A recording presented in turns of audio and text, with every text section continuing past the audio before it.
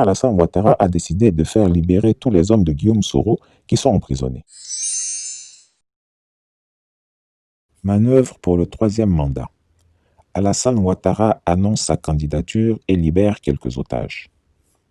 Ce jeudi 6 août 2020, à l'occasion de son traditionnel discours de l'indépendance, le président Alassane Ouattara devrait annoncer sa décision de se porter candidat à l'élection présidentielle d'octobre 2020. Il va ainsi briguer un troisième mandat en violation de la Constitution. En fait, cette décision est prise depuis bien longtemps, que personne ne s'y trompe. C'est Alassane Ouattara lui-même, avec le soutien inébranlable de son frère Téné Birahima Ouattara dit Photocopie, qui l'ont décidé formellement. Après le décès brusque d'Amadou Gon Coulibaly, ils ont vu d'un très mauvais œil les basses manœuvres d'Ahmed Bakayoko pour s'emparer de la primature avec en point de mire le fauteuil présidentiel, en espérant de ce fait être le candidat de substitution du RHDP pour cette échéance capitale. Mais les choses n'étaient pas aussi simples.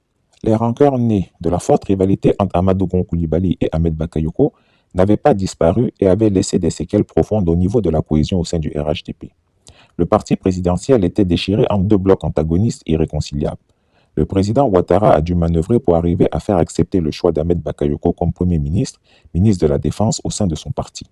Cependant, cette nomination a été douloureusement ressentie par le peuple sénoufo et par la famille du défunt Amadou Gon Coulibaly, qui ne peuvent s'empêcher de penser que le successeur a sa main trempée dans les causes du décès de leur fils et frère. La famille du défunt Premier ministre trouvait indécent qu'Ahmed Bakayoko n'attende même pas les 40 jours rituels de deuil pour commencer à jouer des coudes de manière choquante pour s'asseoir dans le fauteuil. De son côté, Ahmed Bakayoko n'est pas un naïf. Il est pleinement conscient que ce n'est pas de bon cœur que le président de la République l'a nommé à ce poste. Il sait qu'il a dû pratiquement arracher sa nomination. Il observe toutes les initiatives prises par le chef de l'État pour dépouiller sa primature et regarde comment les décrets pris par le président le désossent de sa pleine stature de Premier ministre. Il sait qu'il n'est qu'un Premier ministre rabougri, très loin de l'envergure d'un Amadou Gon Coulibaly. Ainsi, le président Ouattara a instruit les ministres de lui présenter directement tous les dossiers du Conseil des ministres sans passer par le nouveau Premier ministre.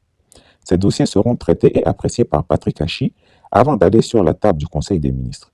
Ahmed Bakayoko ne sera qu'une sorte de boîte aux lettres qui verra juste passer sur sa table les dossiers déjà validés par le président avant de lui être présentés.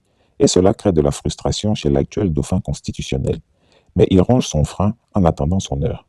C'est dans ce contexte de tension-suspicion que la candidature d'Alassane Ouattara, qui est loin de faire l'unanimité au sein des militants du RHDP, a été présentée comme une bouée de sauvetage et imposée à tous.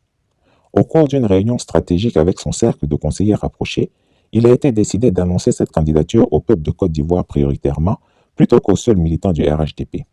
Pour mieux faire passer la pilule de sa candidature inconstitutionnelle, le président Alassane Ouattara a décidé de faire libérer tous les hommes de Guillaume Soro qui sont emprisonnés. Ainsi, l'allégresse générale noiera l'amertume de cette décision. C'est donc tout heureux de sa stratégie qu'Alassane Ouattara en a fait l'annonce hier au Conseil des ministres. Mais comme d'habitude, le démon humain a fait son œuvre. Après le Conseil des ministres, le chef de l'État s'est retrouvé en réunion à huis clos avec Ahmed Bakayoko, Fidel Sarasoro, Patrick Hachi et son frère Photocopie. Dans ce huis clos, Ahmed Bakayoko a expliqué au président que ce n'était pas une bonne décision de libérer tous les soroïstes emprisonnés. Il lui a proposé de maintenir 4 ou 5 soroïstes en prison en vue de maintenir un moyen de chantage sur Guillaume Soro. Cette proposition a été aussitôt vivement et chaleureusement appuyée par Photocopie.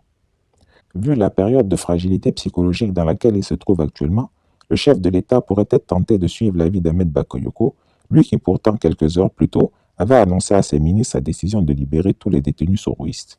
Ahmed Bakayoko venait ainsi de démontrer sa capacité à manœuvrer contre la paix alors qu'il achète des réclames dans les journaux pour se présenter comme le Premier ministre de la Réconciliation et de la Paix. Quel détenu le président Alassane Ouattara va-t-il continuer à garder comme otage? Les frères de Guillaume Soro ou de grosses têtes soroïstes? Chris Yapi n'a pas pu avoir le fin mot de l'histoire. Chris Yapi ne ment pas. Retrouvez Chris Yapi sur Twitter, Mediapart et YouTube.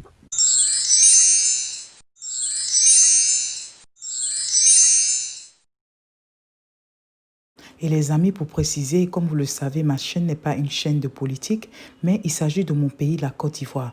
Et donc, je suis vraiment curieuse de savoir si tout ce qui est prédit ici va se passer.